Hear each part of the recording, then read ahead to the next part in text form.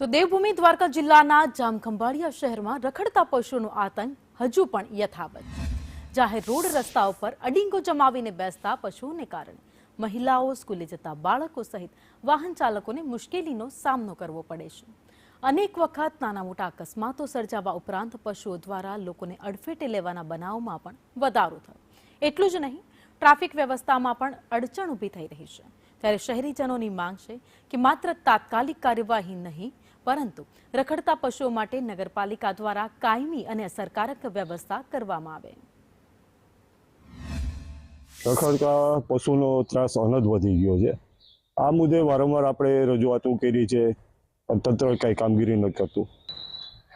ગાય ગોવંશ અબોલ જીવો માટે જ્યારે ગામમાં નીકળવું પણ મુશ્કેલ થઈ જાય છે, એવી પરિસ્થિતિ અત્યારે સર્જાય છે।